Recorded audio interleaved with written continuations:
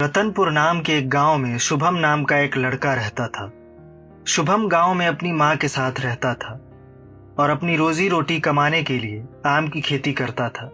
शुभम अपने बगीचे में पेड़ों की काट छांट और देखभाल में पूरा समय देता था, लेकिन फिर भी उसके पास कभी आधे पके तो कभी काले काले दागों वाले आम उगते।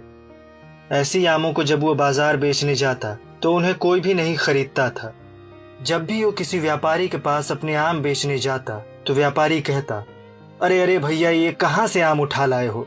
ऐसे आमों को तो कबाड़ी भी न खरीदे तो मैं क्या खरीदूंगा। बेचारा शुभम आम बेचने की पूरी कोशिश करता और कहता, अरे सेठ, एक आम खा कर तो देखो, इतने मीठे कि ऐसा लगे जैसे मुंह में मिश्री घुल गई हो। व्यापारी बोला, भैया जी, खाएंगे तो तब ना जब देखने में अच्छा होगा। जब इसे देखकर आदमी खरीदेगा ही नहीं तो इसे खाना तो दूर की बात है। निराश शुभम अपने आम लिए बाजार से वापस आ गया। अब तो ये शुभम के लिए हर साल की कहानी बनती जा रही थी। हर साल उसके आम रखे रखे सड़ जाते, जिसके चलते उसके ऊपर कर्ज का बोझ बढ़ता ही जा रहा था।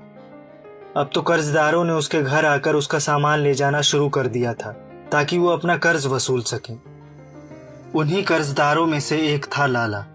लाला भी एक आम बगीचे का मालिक था, जिसके आम बाजार में सबसे महंगे बिकते थे।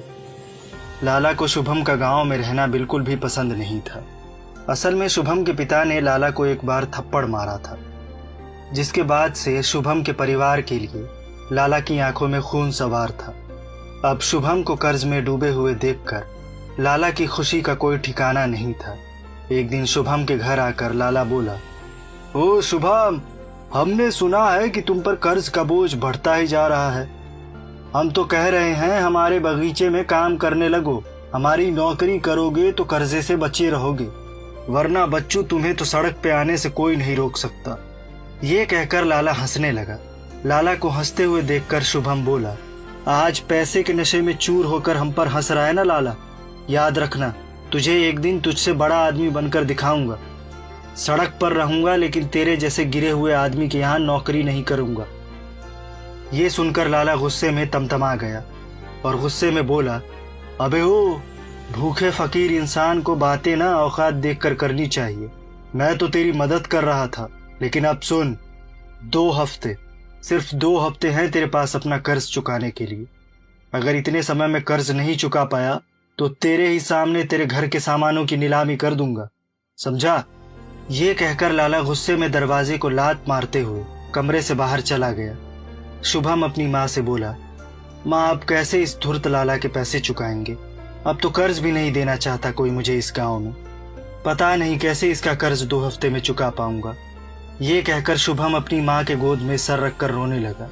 तभी उसकी माँ ने उसे संभाला और उसे शहर जाकर कोशिश करने को कहा।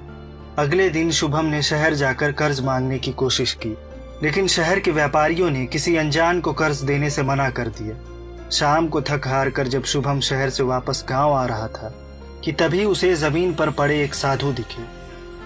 शुभम ने थोड़ा पास जाकर देखा तो पाया कि वो तो बेहोश थे। तभी उसने उन पर तुरंत पानी की कुछ छींटे मारी, जिससे वो होश में आ गए और शुभम ने फिर उन्हें थोड़ा पानी पिलाया। शुभम ने साधु से पूछा, और बाबा जी, अब आप ठीक तो हो ना? कोई दिक्कत तो नहीं? साधु बोले, नहीं बच्चा। शुभम बोला, बाबा जी, इतनी गर्मी में पानी लेकर चला करो, नहीं तो फिर से बेहोश हो जाओगे। साधु बोले, ठीक है बच्चा, तू मुझे भला मानुस जान पड़ता है। आज तूने एक साधु की मदद की है, बता तुझे क्या चाहिए? शुभम बोला, बाबा जी, बस मुझे आशीर्वाद दीजिए कि मेरा कर्ज और मेरी गरीबी दूर हो जाए।